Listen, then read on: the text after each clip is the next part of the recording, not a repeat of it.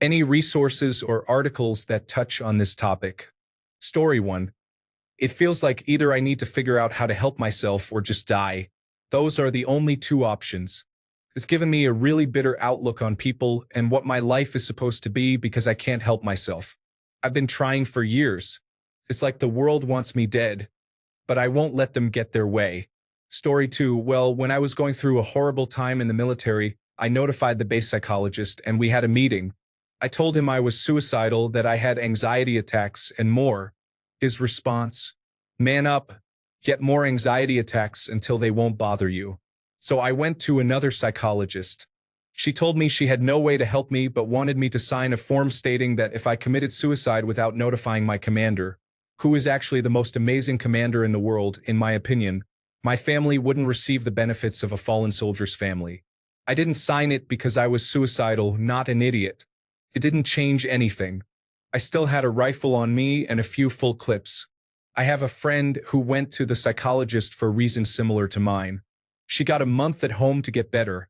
She got accommodations to avoid things that stress her. And she hasn't seen a rifle since that day.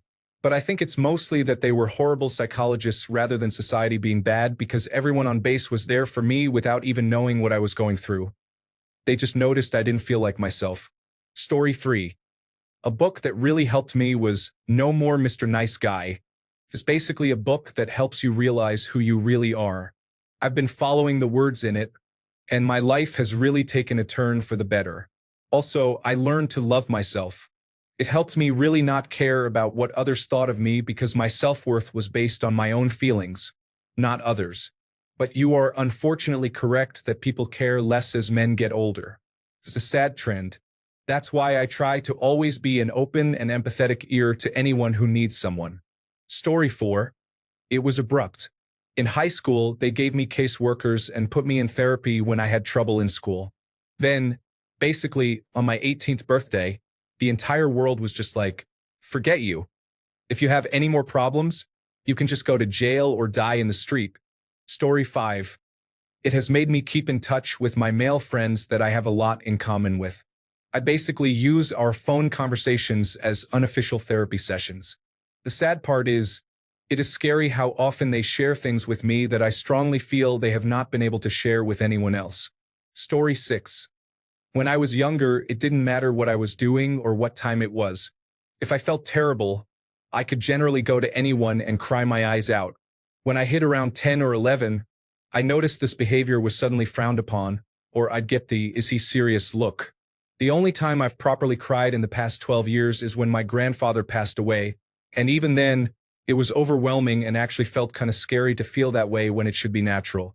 While it sounds good on the surface, never crying and so on, without proper control, it can build up and boil over for most men. I reckon that's why suicides are so high or why some men are overly aggressive. When I realized this, I started meditating and using the gym as a stress relief and anger management tactic. It's done wonders for me. Story 7. Starting to unapologetically put myself first. My needs come first. I am the only one who truly cares about me, outside of what I can provide. I may as well feed that desire. Story 8. Well, I have basically realized it's expected of me to dedicate myself to others, whether it be family, work, or whatever. It seems frowned upon to just live life for yourself. Well, forget that. My life is mine. I'll try to do some good, but I'm living life for myself. I'm not having kids and not going after a crazy busy job either. I'd like a partner, but only if it's the right person for me. If not, I'll stay single. Story 9. For resources, you could look up Warren Farrell and the gender empathy gap, or look up male disposability. There are people out there who genuinely care about men. Story 10. I feel like a burden or weak if I open up to people. I'm 31 now, but at about 28, I started cultivating a close group of friends. I really evaluated the people I had around me to find out who I could open up to on a deeper level. My mom was dying of cancer and eventually died, and those times were hell. It made me see who was a friend and who was an associate. There's nothing wrong with either. It's just knowing where you stand and not expecting more than what you'll get. Story 11. You know where I see it the most is in my female friends on social media. Every day it is, men are garbage, Men are trash. We'd be better without men. I want to kill the dreams of men. Every day. Every single day. These are women that admire me, say I'm kind, and yet following them just kills my self-esteem, especially when I genuinely do want to stay close to them. Even after trimming my social media just to people I am strong friends with, I see that negativity. When I talk to them in real life, they are always so amazed and surprised that I don't think highly of myself and have low self-esteem. They think that stuff just doesn't matter, that I can get over it. I ask them, what about all the messed up stuff about women in the media? And they don't think it is bad. They wonder why I've been single for so long or why I just don't see myself as having value. And this isn't just the women in my life I am close with. It is everyone too. The number of people that just seem surprised that I feel sad, lonely, or negative for long periods of time is high. Again, they think that I don't have feelings or that my feelings aren't hurt. If I do express my feelings too much, I am perceived as gay or trans. That has happened. Basically, masculinity to so many people means that men can't be human beings with feelings and hearts. I hate it. Story 12. As someone with autism spectrum disorder who struggles with day-to-day social interactions, it's horrible as I'm just told to man up every time I have a negative reaction. Story 13. I learned to keep things to myself. No one cares if I have problems anyway. I can lose friends or partners by revealing them. On the upside, this has made me a stronger person because I had to learn to deal with things myself. On the downside, it means in some ways you're forever alone because you can never fully trust anyone. I also consider it my duty to deal with my problems as much as I can without even telling my partner or anyone else about it. The thinking is they don't know how much I am going through. Therefore, I don't know how much they are going through. And I don't want to add to anyone's burden. I am sure many people have enough as it is. So again, I have learned to deal with things myself and not to talk to others. It made me stronger, and it made me less of a burden to others. Story 14. 22-year-old male here. I have started to notice this more and more. I was in a fraternity for 4 years during college, so I think I was sheltered in this regard. The thing that really hits me is the sheer amount of distrust I encounter in public. I ask someone if they need help with something, like groceries or moving a large item, and they seem absolutely terrified. When I walked around my campus at night, people would sometimes cross the street when I approached. I hold the door open for someone, and they stare at me as they pass through. It's absolutely isolating. I'm a big black man, and my city has some crime, as most do, but it just hurts that people see me as a predator all the time, especially women. As a man who's been through sexual assault, it makes me feel terrible to make someone scared for their safety, even when it's not my fault that I'm just a large man. I mean, I could lose weight, but that's beside the point. Story 15.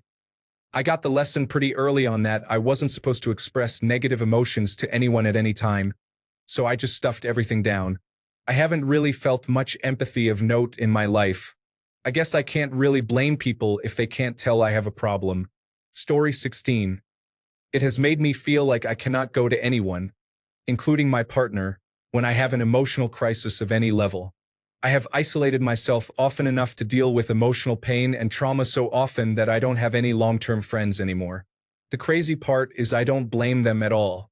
If they acted like I did, I would stop reaching out after a while too. That is one thing that I see a lot more of now than I did when I was growing up. Little boys aren't automatically labeled weak or emotional for not being stoic at all times. It's hard to always be okay. If you are a woman reading this, please remember that not being okay doesn't constitute some failure on your part. Sometimes you are just not okay, and sometimes we aren't either. Story 17. I'll be honest, I don't think it's just as they start to age. I think it's starting earlier and earlier. I feel like nowadays boys are chastised for acting in ways that boys traditionally act. And because they were born with a penis, they're by default wrong in a lot of ways. There's a big push that boys and girls, however those terms are defined nowadays, if at all, be treated the same and that there should be no difference between them. What that means, though, is that boys are stripped of things that were traditionally considered boyish without any give from the other side. That is, traditionally boy traits are inherently bad and have to be changed. I don't know how controversial that will be here, and I'm not trying to be so. nor do I want to make boys and men out to be victims. But I'm the father of a 12-year-old son married to a teacher who keeps up with current events, and the trend I see makes me worry for him. I want him to grow up, to be strong, to treat all people well, and to have self-confidence. And that seems to be tougher and tougher nowadays. As for myself and the effect it's had on me, I'm like many other men.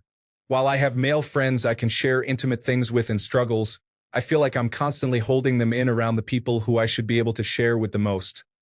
My family. I feel like I have to be the strong, put-together father and husband and feel like I should be able to shoulder what everyone else is going through. I don't ever feel like I get to be the one that has the breakdown, the one that gets to say I'm not doing anything today. I'll be in my room. I don't remember any time in my adult life when I've had a cathartic moment when I cry. Choked up a bit, maybe, but never just cry. Story 18. Here's a gross generalization for the sake of gross generalizations. Men in much of the world are seen as expendable, while women are seen as property. Men are expected to fend for themselves or be discarded by the world. Women are expected to be cared for, or they are discarded by the world.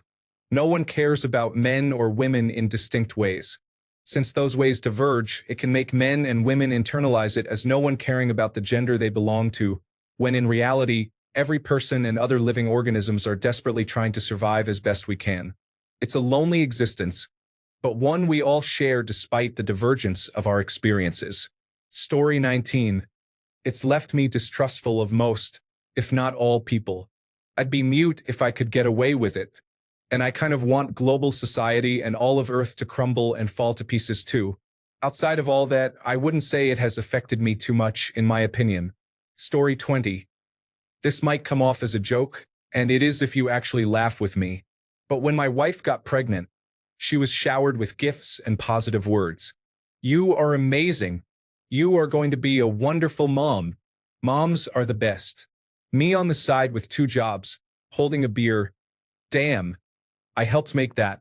There were no other fathers. I was the first one in my whole group to have a baby, so there was no, you're going to be a great dad. At that moment, I felt a slight jealousy, but I find it funny that I had the thought. Story 21. Trans guy here.